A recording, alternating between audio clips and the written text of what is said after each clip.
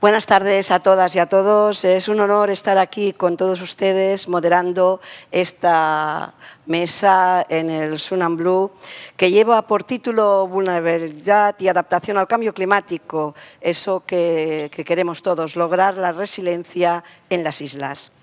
En esta mesa vamos a abordar temas que no solo son urgentes, sino que además son realmente críticos para el futuro de estos territorios que son únicos. Las islas, por su geografía, por su tamaño y especialmente por la dependencia de recursos específicos, se enfrentan a una vulnerabilidad desproporcionada frente a esos impactos que tiene el cambio climático. Fenómenos como, por ejemplo, el aumento del nivel del mar, efectos climáticos extremos que estamos sufriendo, la pérdida de la biodiversidad y la presión sobre los recursos esenciales, nos plantean riesgos, como ustedes saben, que amenazan tanto al ecosistema como a la vida que tienen las comunidades que dependen de ellos. Sin embargo, y a pesar de estas amenazas, les podemos dar una oportunidad a las islas, que es que se pueden además convertir en ese laboratorio de innovación, de clima y de sostenibilidad. Este espacio, en esta mesa, vamos a explorar cómo es posible transformar esta vulnerabilidad en fortaleza mediante una adaptación proactiva y el diseño de estrategias que fortalezcan la resiliencia insular. Si me lo permiten ustedes, como además también vamos a añadir otro componente, el turismo, una actividad central en las regiones constituidas por islas. La presentadora ha dicho que vengo en representación de Islas Baleares, pues les daré un dato también de mi región. El Producto Interior Bruto que aporta el sector turístico es prácticamente el 90% y el 89% del empleo. Y además, en un territorio tan pequeño, tenemos casi 18 millones de turistas en este año pasado, lo cual triplica la población residente. Por tanto, el turismo, vamos a estar todos de acuerdo que es un motor económico esencial, pero también es un elemento que ejerce una presión muy importante, muy significativa sobre estos ecosistemas frágiles que tienen las islas y especialmente en todos aquellos destinos que son costeros. De ahí que en esta mesa vamos a explorar cómo es posible adoptar modelos turísticos regenerativos en los que el desarrollo económico pueda coexistir con la protección ambiental y el bienestar comunitario. Y a nuestros ponentes seguro que nos van a ilustrar cómo pueden las islas y estos territorios costeros enfrentarse de manera efectiva al cambio o al desafío que supone el cambio climático para promover un desarrollo turístico resiliente y sostenible. Yo estoy convencida que ellos nos iluminarán en cuáles son las acciones futuras que tenemos que emprender y nos inspirarán con compromisos concretos de cómo luchar contra el cambio climático. Jeremia, Darejan, Irini, muchas gracias por estar aquí, por acompañarnos y por ilustrarnos en este campo tan complicado. Y yo, sin más, les explicaré que la dinámica va a ser, voy a pasar primero la palabra a cada uno de los ponentes y posteriormente les lanzaré también una pregunta o dos a cada uno de ellos para que finalmente ustedes puedan intervenir. Sin más, yo, Jeremia, les voy a presentar al señor Jeremy Fosse. Él es un experto internacional en el desarrollo sostenible y apoya a las empresas y a los gobiernos en su transición hacia la economía verde. Es el cofundador y presidente de la asociación medioambiental EcoUnion, que tiene oficinas en Barcelona. EcoUnion forma, capacita y conecta a los sectores del cambio hacia la sostenibilidad, tanto social como económica y ambiental. ha diseñado y coordina un proyecto importante, Blue Tourism Initiative, para mejorar la sostenibilidad del turismo costero en el Mediterráneo, en el Caribe y en el Océano Índico. Sin más, Jeremy, creo que tienes un vídeo primero que pasar. Vamos a ver un vídeo y luego tienes la palabra. Gracias. Pues yo creo que mientras el vídeo se va a activar, lo podéis pasar, no sé si tengo que hacer alguna acción, pero yo creo que espero que se pueda ver automáticamente. En todo caso, mientras tanto, quería explicar, mi compañera Julia, que tenía que estar hoy, no ha podido venir, desgraciadamente, por un tema personal, entonces tendré el placer y el reto también de intentar explicar lo que tenía prevista. Julia es la persona que trabaja, que está estudiando los proyectos que hacemos en el sector del turismo azul, y yo tengo la suerte de trabajar con ella y con otras personas del equipo de Ecounión para intentar acelerar la descarbonización, la adaptación del sector turístico, en particular al cambio climático y a los cambios globales que estamos viviendo, en particular en el Mediterráneo. Entonces, Ecounión somos un centro de investigación y de acción enfocados a las mejoras de las políticas públicas hacia una transición social y ecológica. Lo hacemos especialmente en el Mediterráneo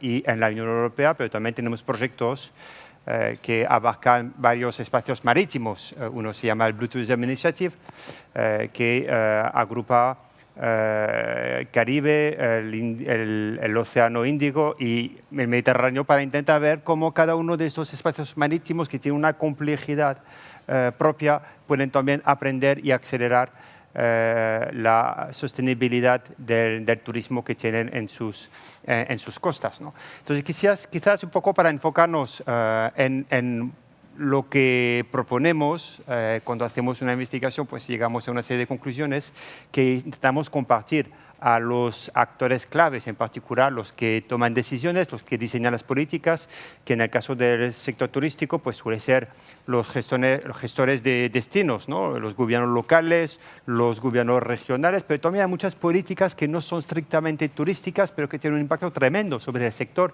como puede ser el sector de la movilidad, el sector de la alimentación, u otros sectores que tienen son parte de la cadena de valor del sector turístico, que van mucho más allá de lo que a veces se supone que un departamento o una entidad esté trabajando, porque tiene en su título pues, la palabra turismo, ¿no? Yo creo que esto es algo que tenemos también que reconocer e intentar superar, porque no es habitual, no es fácil tener una visión más transversal, ¿no? Y yo, si tuviera un poco que compartir la investigación y los proyectos que hacemos, que tienen una componente de adaptación, de resiliencia a los cambios climáticos en este caso, pero puede ser el COVID también era un cambio brusco. La Dana era un cambio brusco y sabemos que en el marco en el cual estamos viviendo pues se va a acelerar, a multiplicar, y tenemos que intentar que el sector tenga esta capacidad de resiliencia, de adaptar, anticipar, planificar y recuperarse cuando hay un evento climático, en este caso, que le afecta. Entonces, yo creo que aquí hay tres elementos importantes. Primero, lo de planificar. Y esto pasa por estudiar, saber qué va a pasar, qué puede pasar, cuáles son los escenarios que pueden llegar en la costa, en la isla, en el destino, basado en la ciencia. La ciencia ya nos da muchísima información. Ya hay informes temáticos por país, incluso por regiones, que nos dan información genérica sobre pues, los impactos que puede tener el cambio climático. Lo que tiene que hacer pues, los destinos es intentar localizar, ¿no? Y intentar aterrizar estos escenarios en su contexto local. Yo creo que esto es la clave inicial de planificación, ¿no? De saber qué puede pasar y después desarrollar planes de contingencia, ¿no? De adaptación, de resiliencia. Y esto es un trabajo teórico que es imprescindible llevar a cabo y en los momentos justamente donde todavía quizás no ha tocado, ¿no?, ningún evento climático, se tiene que hacer antes, ¿no? Desgraciadamente lo hemos podido vivir en Valencia. Este trabajo de resiliencia pues no estaba bien hecho, parece, ¿no? Los datos nos dicen que no han sido capaces de anticipar o de adaptarse, a pesar de tener un sistema de información que parece que funcionaba, pero institucionalmente o incluso a nivel operacional pues no ha sido capaz de implementarse. El segundo tema, yo creo que es clave también, es enfocado a la gobernanza, cómo las instituciones pueden trabajar con actores del sector, que a veces pueden ser pequeñas empresas, pueden ser entidades del sector de la investigación, pueden ser otras gobiernos municipales, cómo pueden tener un espacio de diálogo, de reflexión y de acción colectiva, ¿no? Cómo se puede gestionar. Y esto pasa también por generar una relación de confianza, tener la capacidad de dialogar y de escuchar, interactuar y construir una capacidad de reacción, ¿no? Y el tercer elemento, para acabar, es la necesidad de actualizar. Es decir, el conocimiento que tenemos hoy no es el que teníamos hace 5 años y no va a ser el que vamos a tener en 5 años. Y tenemos que aceptar que no sabemos todo y que tenemos igualmente tener un mecanismo de mejora continua para ser capaz de actualizar, acertar, mejorar nuestra capacidad de resiliencia. Yo creo que esos son los 3 elementos un poquito estratégicos que tiene que tener un destino, un sector turístico localizado para tener una capacidad de resiliencia adecuada. Y con esto quizás podemos seguir más adelante para entrar en profundidad. Muchísimas gracias. Y nada más, ahora ya voy a pasar a la segunda ponente. Dajeran es especialista ambiental senior del Banco Mundial. Cuenta con una destacada formación académica en doctorado en biología y una maestría en política ambiental por la Universidad de Columbia en Nueva York. Durante sus 27 años, nada más y nada menos 27 años, trabajando en el Banco Mundial, ha gestionado proyectos destinados al desarrollo de las áreas protegidas, la gestión costera y la adaptación al cambio climático. Actualmente se focaliza en temas que son para nosotros tan claves como la economía azul, el crecimiento verde y la financiación climática en el Cáucaso Sur, donde además actúa como coordinadora y punto focal del cambio climático. Señora Dajeran, espero que durante su exposición también nos pueda ilustrar con ejemplos muy específicos, como por ejemplo, cuáles son los principales desafíos del cambio climático en las zonas costeras de Georgia, espacio que usted conoce muy bien, y cómo está construyendo este país la resiliencia contra los riesgos climáticos. Tiene usted la palabra. Gracias.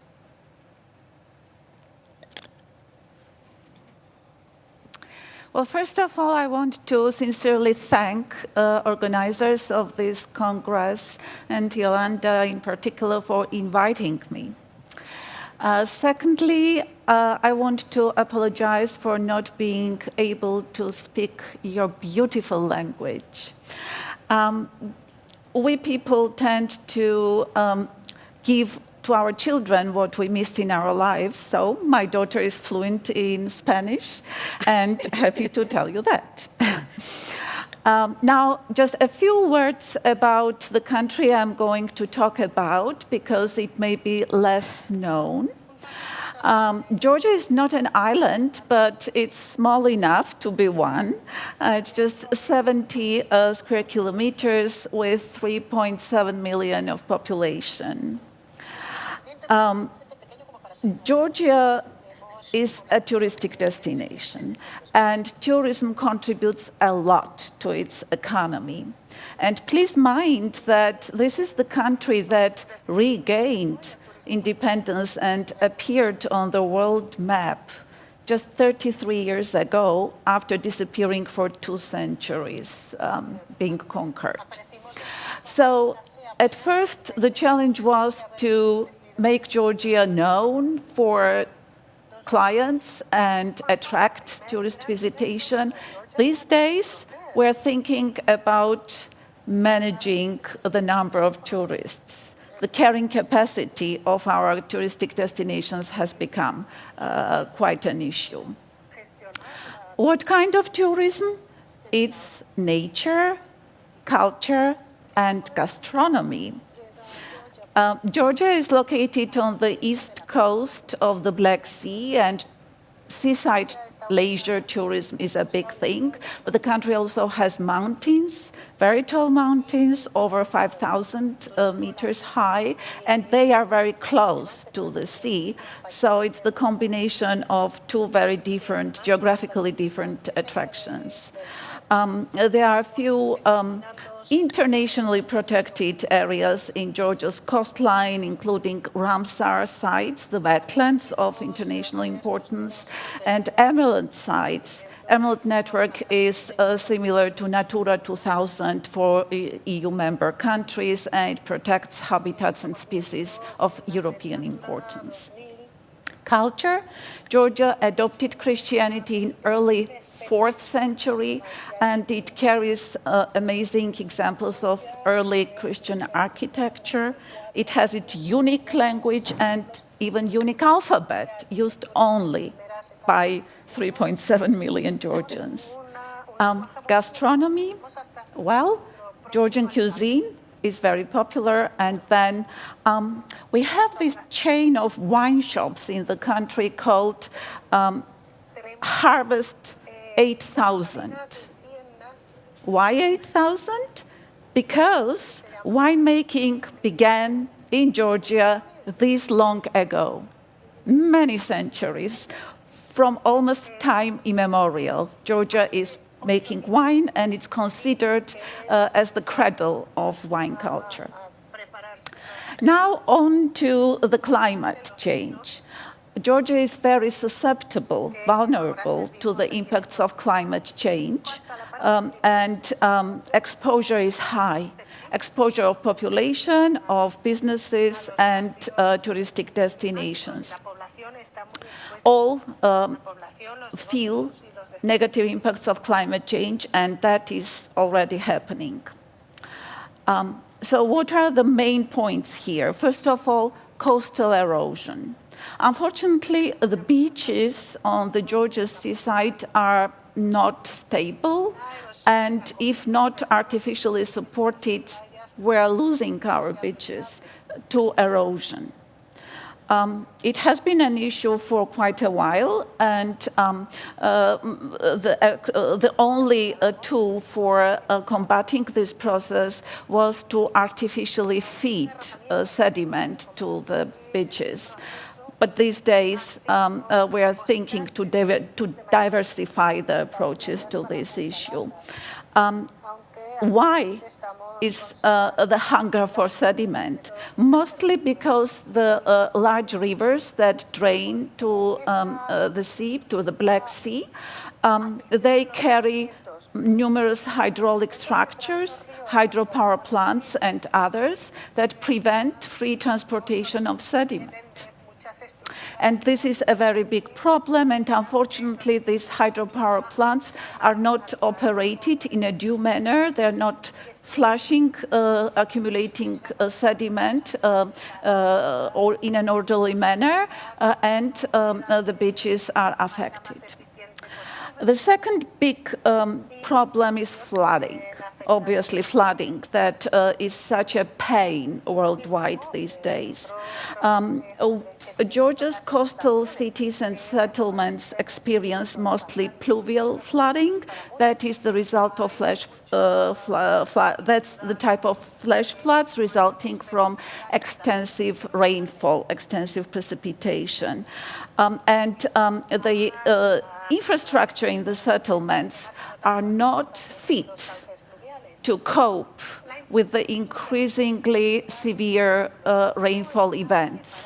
Stormwater drainage systems get clogged, they do not have enough carrying capacity, and people walk in the water in the cities. And the pumping is not coping with the issue. And of course, it has very direct and negative implications for tourism. But on top of that, I told you mountains are next door, very close. And you know that the world is losing glaciers these days due to climate change. The permafrost is melting. And the meltwater accumulates in glacier lakes, and then at some point the lake bursts and the water releases. We had 2 very dramatic events of this nature that took people's lives, let alone the impact on infrastructure. And the third point is sea storms that disrupt operation of ports, but also negatively affect touristic infrastructure on the coastline. We have beautiful boulevards for kilometers aligned across the seashore, and it's heartbreaking to see these flooded and broken after the next strong sea storm. And now the 3 main points to describe how the country is coping with these impacts and trying to build resilience. The first thing is spatial planning, drawing the red lines and deciding where to build, where to not build, what area is to be left for nature untouched, what is to be developed. The thing is that sometimes construction happens in the areas that we know will be flooded, will be affected by avalanches and mud flows, and still the construction happens.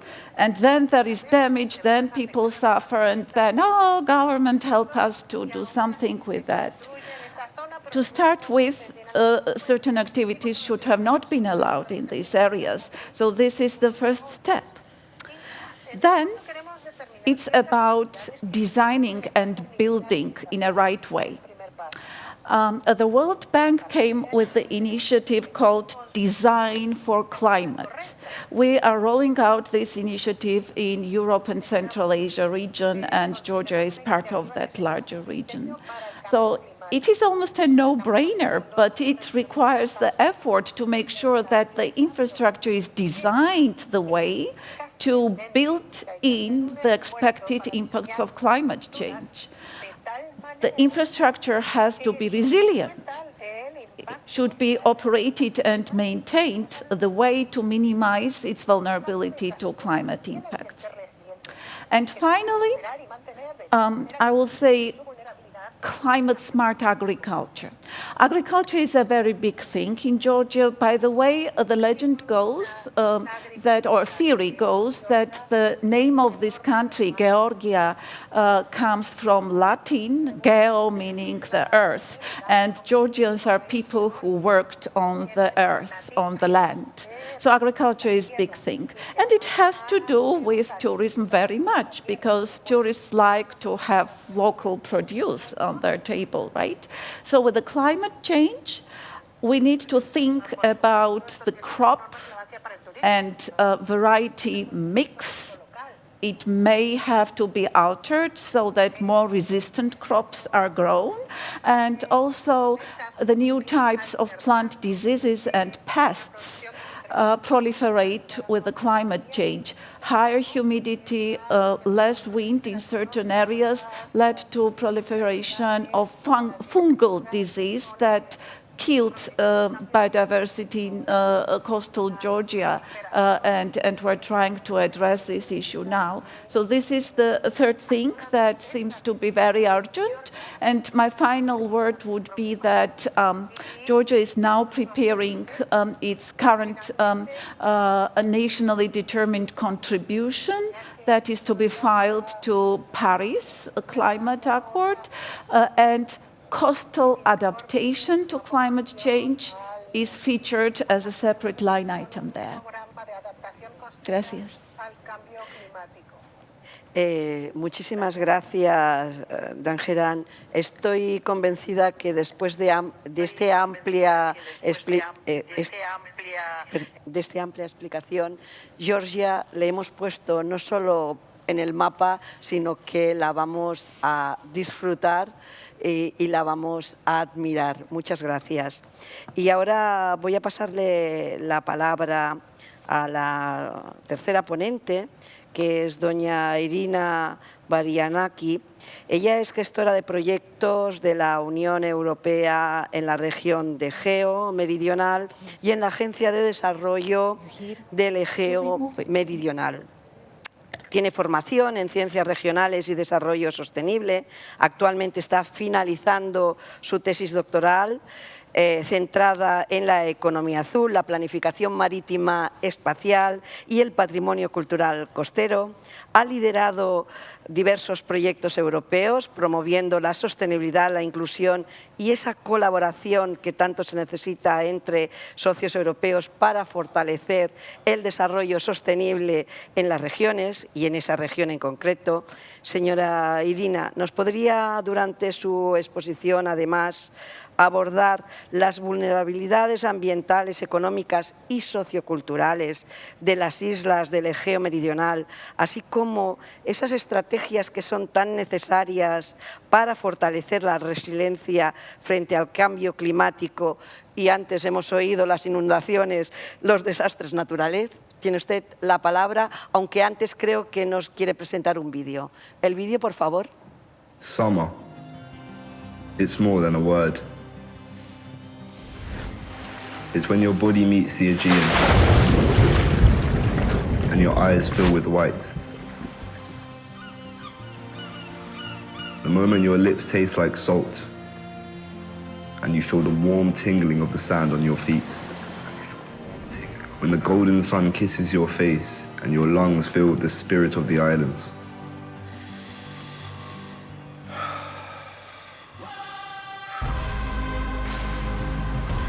It's the awakening of your senses. The feeling you get when you reach the heart of it.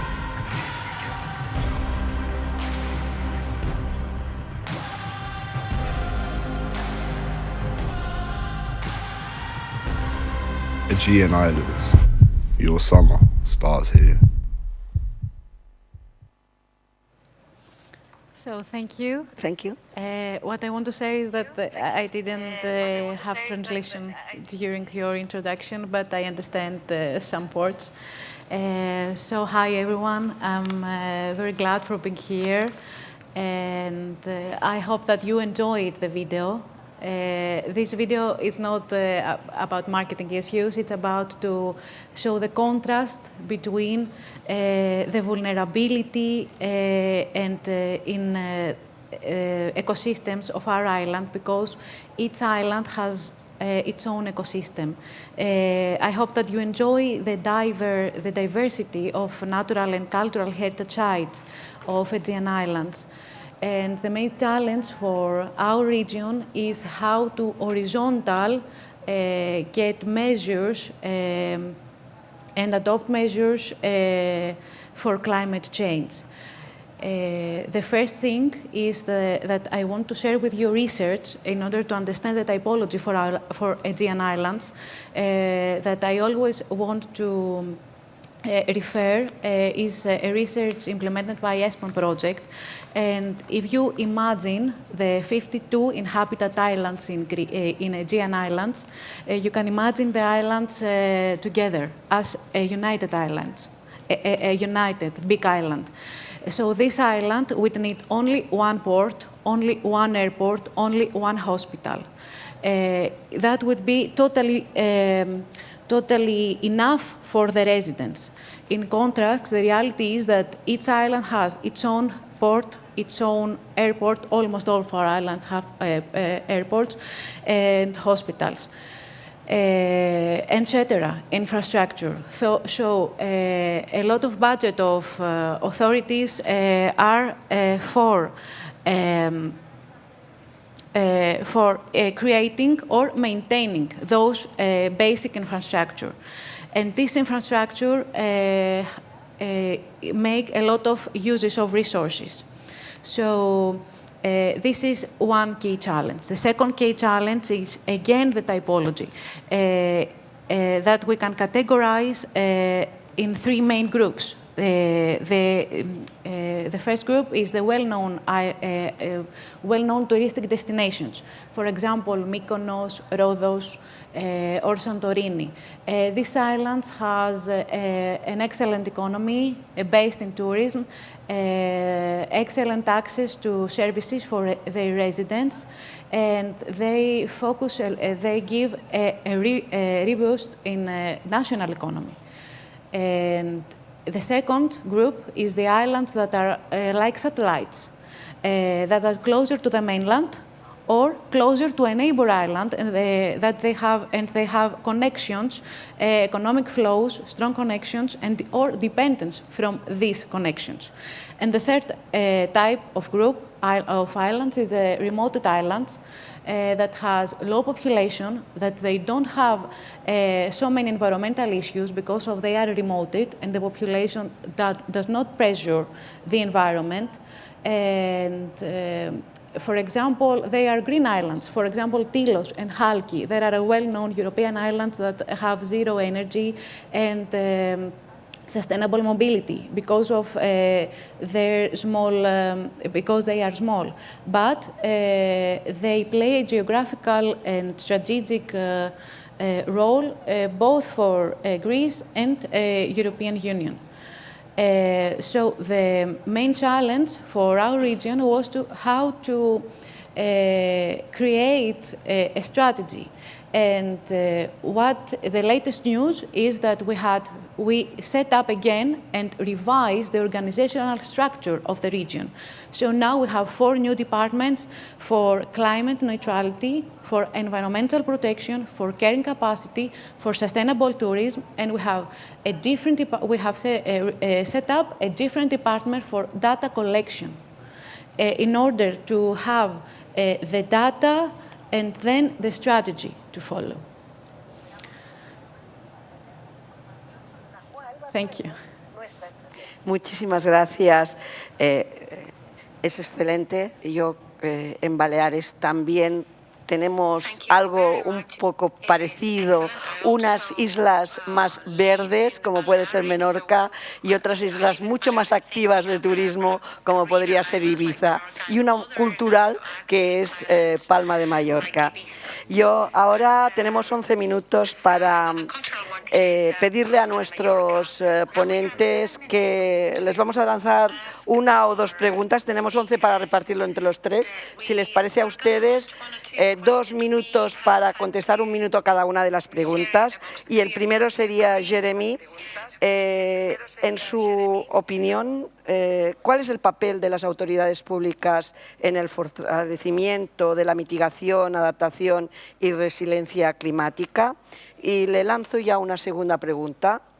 En cuanto a la integración e incorporación de la resiliencia climática en la planificación que antes nos ha explicado usted, el desarrollo y la gestión del sector turístico, ¿qué acciones usted recomendaría? Sí, yo creo que en 2 minutos, yo creo que el papel de los gobiernos, en particular locales, si hablamos de un destino en un municipio, en una isla, ¿no?, o regional, si tiene un tamaño de región, es clave porque son responsables de la buena gestión y planificación de una zona concreta, ¿no? Ellos tienen el mandato político, han sido elegidos, ¿no?, a través de votaciones para darle al poder ejecutivo, ¿no? Incluso tienen la gestión de presupuesto, ¿no?, tienen la gestión de la regulación. Yo creo que el papel es clave. No significa que tengan que hacer todo, porque obviamente muchos de las acciones dependen de otros actores, en particular de las empresas o de otros tipos de agentes más del sector, ¿no? Pero yo creo que ellos tienen que impulsar Es decir, y no solamente, vale, es imprescindible que haya un compromiso, una declaración, ¿no? Los que estamos trabajando esto, pues sabemos que hay la declaración de Glasgow, ¿no? Hubo esta semana, no sé si ayer o antes de ayer, en la COP29 en Bakú, un día, primera vez que había un día específico sobre turismo y cambio climático como evento oficial. Es decir, hay un reconocimiento que todos los actores tienen que actuar para adaptar y mitigar el cambio climático. Pero yo creo que más allá de las declaraciones, sabemos que las acciones son las que nos van o no a hacer avanzar. Y yo creo que ese reto de intentar acelerar la toma de decisión y significa no solamente regular, pero invertir. Invertir tiene dos aspectos. Uno, invertir en resiliencia, ¿no? Es decir, en la economía azul sostenible, y dejar de invertir en sectores o actores o acciones que no son sostenibles, en particular en el fomento de la energía fósil. Y lo vemos claramente en una isla, además la dependencia que tiene sobre la energía es brutal. No suele tener, muy pocas islas tienen suministro propio, ¿no? Tienen que importar la energía. Yo creo que es un tema clave. Ya tenemos la tecnología con paneles o eólico para tener energía propia. Entonces, lo que tiene que hacer es implementar. No va a ser fácil porque se necesita planificar, invertir, pero yo creo que se tiene que hacer ya, ¿no? Para cumplir con los plazos que nos hemos marcado como sociedad. Muchísimas gracias. Las siguientes preguntas son para usted, señora Dageran. En su opinión, ¿cuál es su evaluación de la adopción de soluciones basadas en la naturaleza para hacer frente a los impactos del cambio climático en las zonas costeras y cuáles son los principales impedimentos para un uso más amplio? Y si me lo permite, le lanzo una segunda cuestión. Es evidente que a este nivel ya no hace falta que nos convenza de los efectos negativos del cambio climático, los hemos escuchado, pero ¿existen también algunas implicaciones positivas? ¿Nos puede usted ilustrar cuáles son las oportunidades para aprovechar esos elementos? Gracias. Thank you. Very interesting topics, but in the interest of time, very shortly. Nature-based solutions, they are relatively new, and obviously promoting nature-based solutions should start by raising awareness and disseminating knowledge. Let's take coastal wetlands as an example. In my country, for decades, the objective set by the government was to get rid of wetlands, to dry them and convert to agriculture, because wetlands were something evil, the disease, malaria, mosquito, so bad, let's get rid of that. And now we are learning that wetlands, particularly coastal wetlands, have tremendous importance as the natural barriers.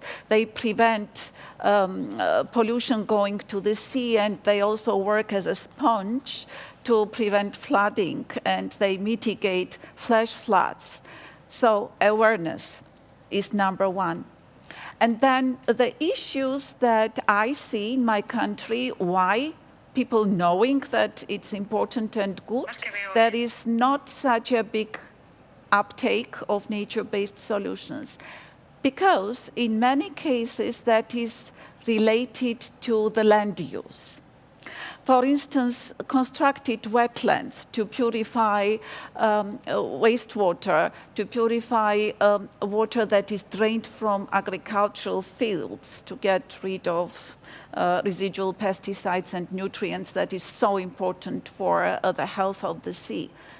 The government needs to allocate land for the construction of these wetlands. And there are other examples where the trade-offs decide. If we do some nature-based solutions, for instance, allow dunes and coastal vegetation to grow free, then we do not build up this cost. And there are lesser hotels, lesser income.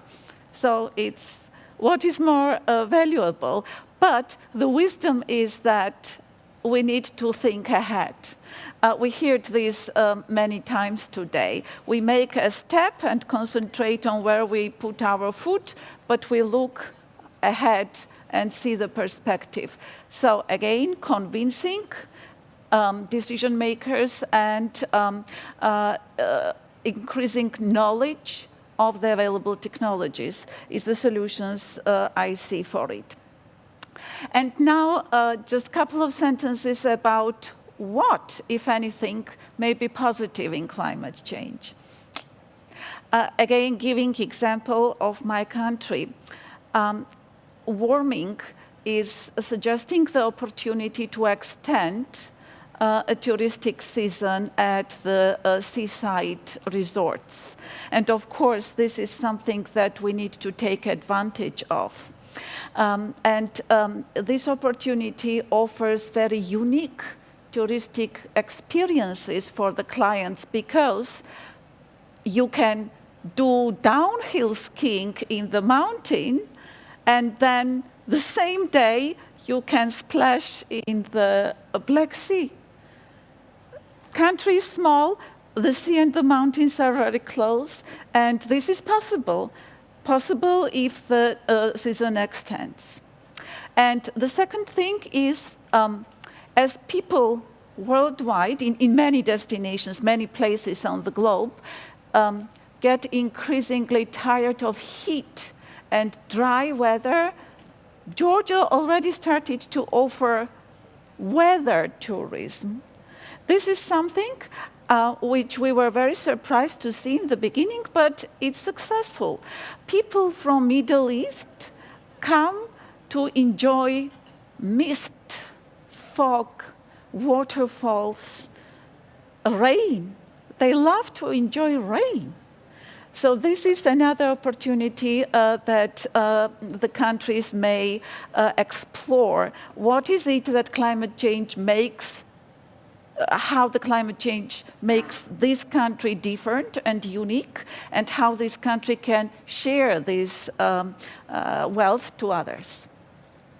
Muchísimas gracias por la amplia y clara explicación. Y ahora, Irini, dos preguntas para usted. ¿Qué desafío enfrentan las islas del Egeo en términos de resiliencia económica, particularmente su dependencia de recursos internos y esa lejanía que tienen las otras islas que usted nos ha explicado, las terceras islas vecinas? Y una segunda, ¿cómo impacta el turismo y la despoblación en la resiliencia social de las islas del Egeo, especialmente en lo que respecta a su identidad cultural y marítima, como en esas áreas tan remotas que usted nos explicaba? Gracias.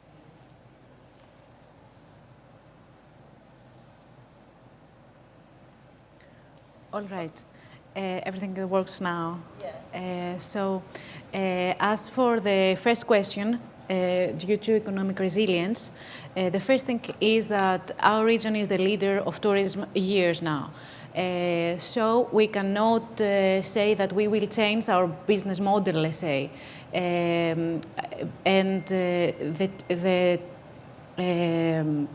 Touristic destinations give a lot of money to the GDP of Greece in general. So, but in contrast, these destinations have a great impact to the beaches, to the coastlines, to the ecosystem in general. But this is a challenge, how to monitoring the flows and the impact on the first group of the touristic destinations that we said before.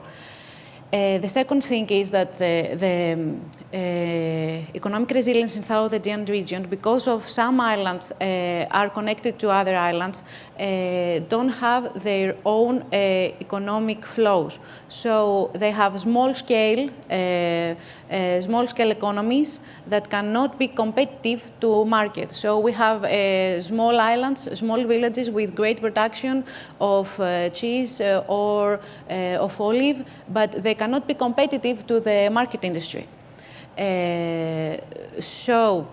As for the second question that you mentioned about cultural impact, the first thing is that sometimes tourism creates a commercialization of our cultural, and that affects the traditions, experience. And the second is that due to the tourism-driven, we have seasonal societies. A lot of workers are seasonal workers, and they remove in urban centers or in the mainland due to the winter. So the challenge is to have an all-year-round society in our islands. And what I want to mention is a term that I like to say is the maritime citizenship. And it is about the maritime citizenship is a term that is for islander or people who live are surrounded by the sea in coastlines, and it means the unique linkage that people who live near the sea has with the sea, and how this can create sustainable practices and ways in fisheries, traditional knowledge, etc. in blue economy sector. Okay, thank you. Y ahora, sin más, dado que ya nos hemos pasado un poco del tiempo, a mí me gustaría contar con las preguntas del público. Nos quedan escasos 8 minutos. Les pediría a las personas que intervengan que digan su nombre y entonces hagan la pregunta, o para todos los panelistas o que se dirijan a un panelista. Abrimos.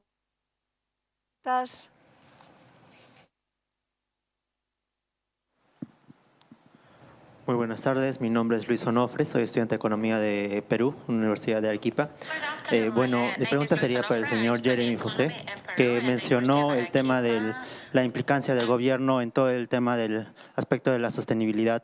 Y bueno, mi pregunta sería, ¿qué tipo de políticas serían más eficientes en el tema de mejorar el desarrollo de la sostenibilidad, considerando también que las empresas, al momento de que se les aplica posiblemente sanciones a ciertas actividades o se les subvencione favoreciendo ciertas actividades que sean a favor de la sostenibilidad, siempre tienen otros efectos, externalidades positivas como negativas? Entonces, ¿cuáles serían las medidas más eficientes que se podría aplicar a nivel de gobierno para poder mejorar la situación de sostenibilidad a nivel de país?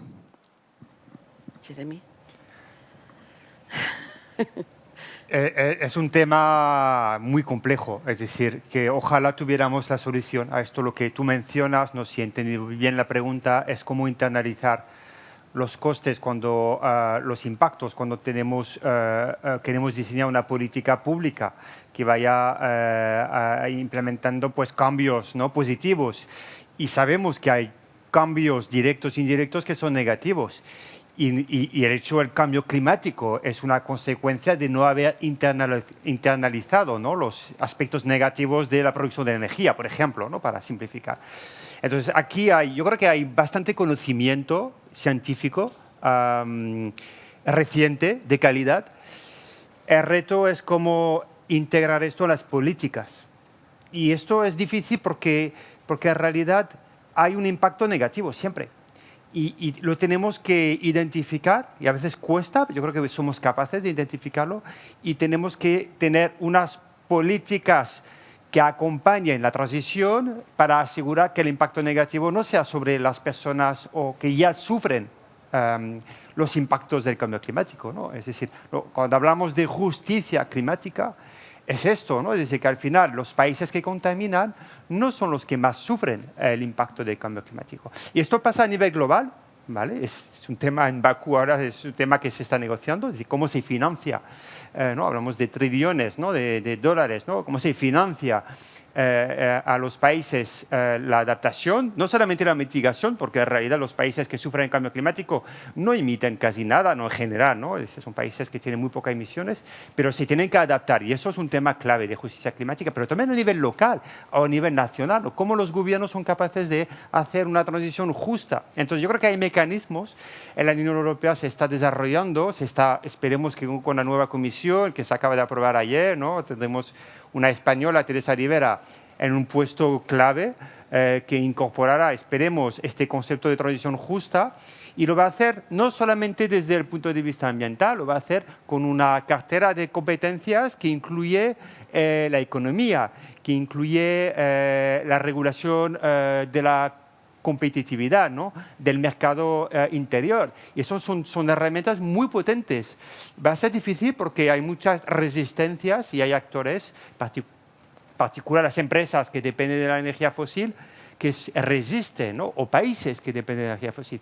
Pero yo creo que el reto y el compromiso es que los gobiernos tienen que asumir una posición ambiciosa, pero que tiene que tener una sociedad civil que presione a los gobiernos, ¿no? Porque si no las cosas no van a ocurrir por arte de magia, ¿no? Yo creo que esto es algo que necesitamos para acelerar e implementar las declaraciones políticas.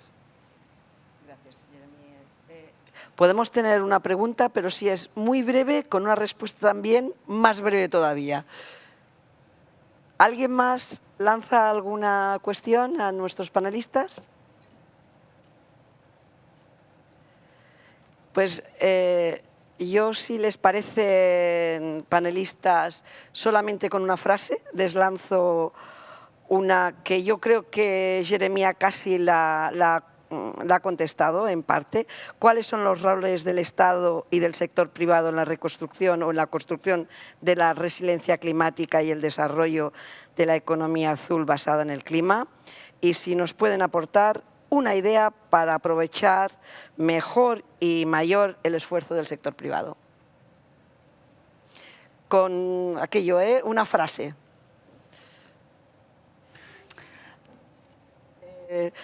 If I may, very quickly, earlier today, I heard from one of the speakers that whatever is still optional will become mandatory tomorrow in terms of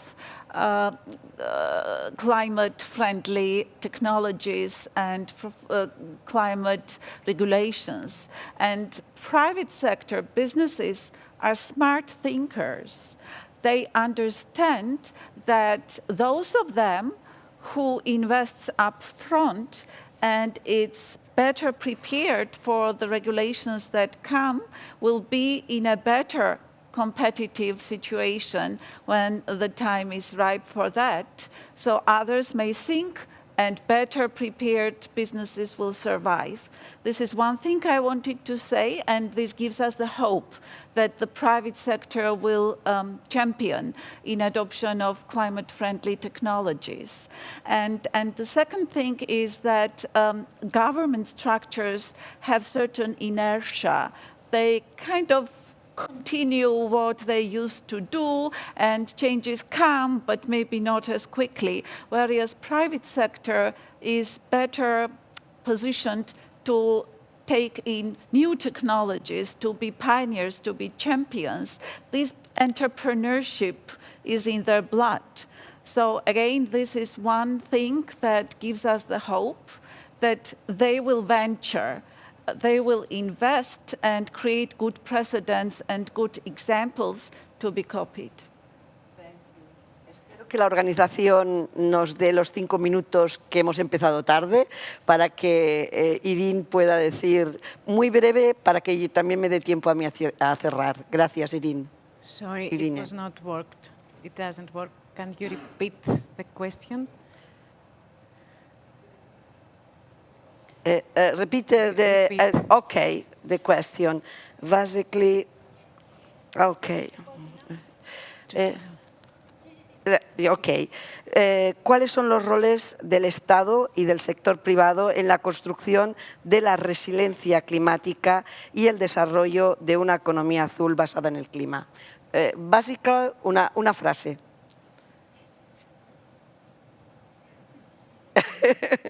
All right, in one sentence. So the one sentence is it should not be a war between private sector and public sector. And the second is that the public sector should, especially in my country, Greece, should adopt the MSP directive, should create MSP plans, and we should create regional MSP plans. And now I should refer quickly the Hershey project that is funded by the Hellink Foundation Institute, and the idea is that there are some clusters of islands that can create MSP plants, local MSP plants, and